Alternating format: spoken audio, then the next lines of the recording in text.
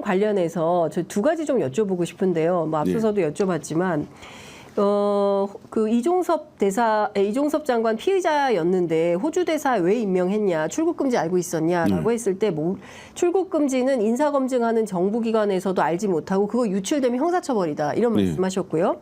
그 다음에 소환하지도 않는 사람을 출금 거는 경우도 잘 없고 그리고 반드시 불러야 된다라는 얘기를 하면서 어떤 얘기를 했냐면 저도 오랜 기간 수사 업무했지만 이해하기가 어렵다. 2번 계속 연장하면서도 소환하지 않았다는 것은 이해하기 어렵다. 이런 얘기를 했습니다.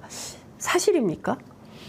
출금과 관련해서는 실제로 그러니까 출국 금지를 할 때 알려줍니까? 피의자에게? 아닙니다. 출국 금지는 일정한 기간이 되면 통보하게 돼 있어요.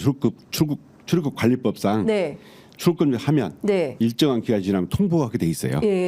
그러니까 자동적으로 알려지게 돼 있습니다. 그러니까 원래는 처음부터 알려줘야 맞는데 일정한 기간에 출국 통보 유예를 걸어놓으면 3개월인가요? 뭐 시간이 지나면 당연히 출국금지를 한 대상자에게 알려줍니다. 그래야 그 출국금지한 사실을 모르고 공항에 나가는 일이 없도록 이렇게 만들어준 거, 제도적으로 만든 거죠.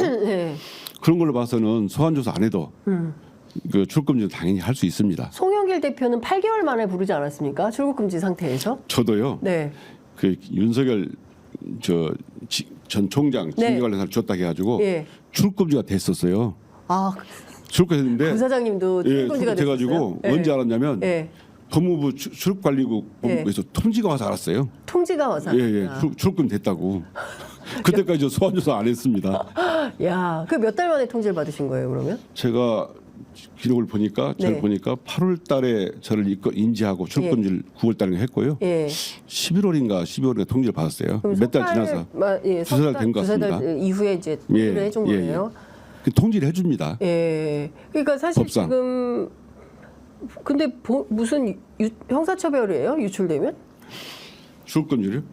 출국금지 사실 통지가 되는데 이게 뭘 유출하면 법상 좀 이해하기가 어려운 그 발언들, 그 다음에 또 최상병 특검과 관련해서도 엉뚱한 또 발언을 했습니다. 그런 내용을 보면 실제로 본인이 질책했다는 거고요, 장관한테.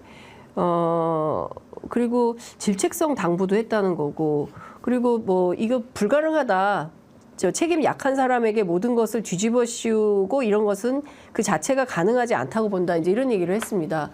그러면서 특검에 대해서는 수용 입장이 없었어요. 어떻게 보십니까?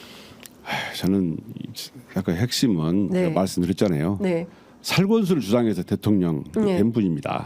살아있는 권력 수사, 공정과 상식을 주장해서 국민들한테 이렇게 하겠다라고 해서 대통령이 됐잖아요.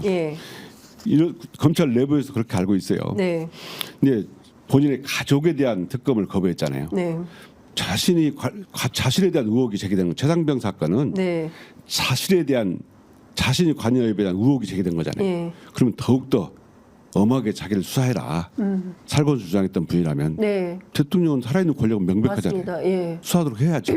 그래야 그 당시 총장 시절에 했던 발언이 진정성 있다는 발언으로 국민들한테 보이는 거죠.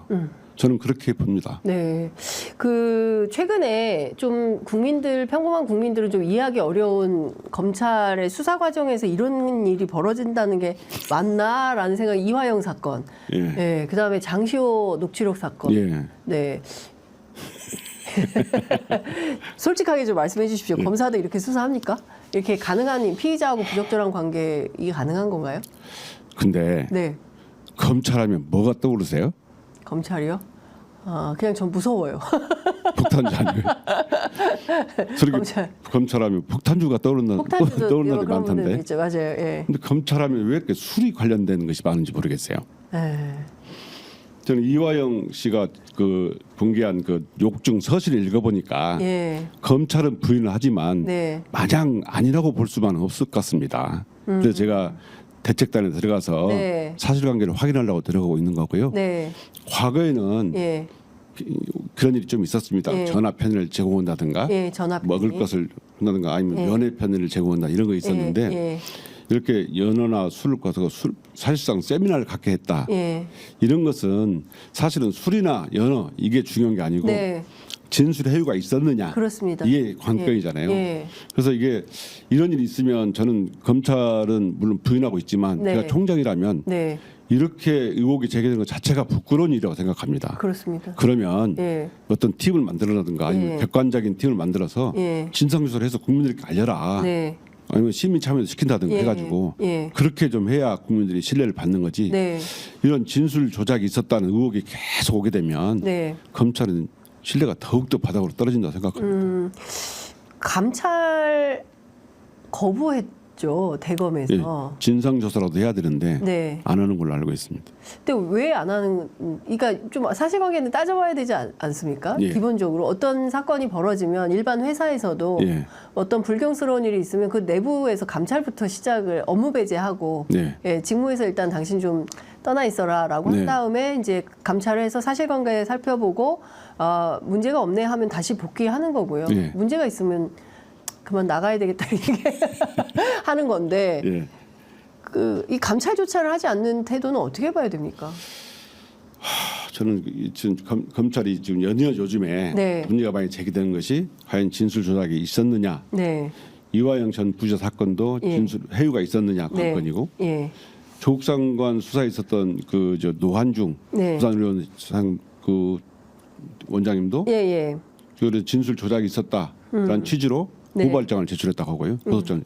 그다음에 장시호 씨 사건 그 있었고 보면 그 세계 공통점이 검찰이 과연 그런 있는 그대로 수사를 해서 예. 있는 그대로 있으면 기소하고 예. 없으면 불기소하면 되는데 예. 어떤 의도를 가지고 예. 진술을 얻어내려고 한 거 아니냐 이런 국민적 의혹이 있는 거죠. 네, 네, 네.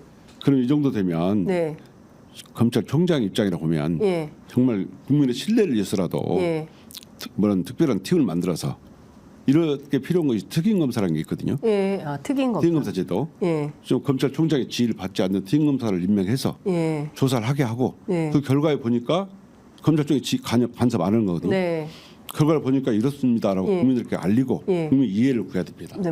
그런데 계속 이렇게 거부를 하고 그런 일이 없다라고 부인만 하게 되면 네. 결국 국민의 대표기관 국회에서 국민들이 개혁을 할 수밖에 없겠죠. 그러니까 결국 그렇게 가는 수순인 것 같은데요.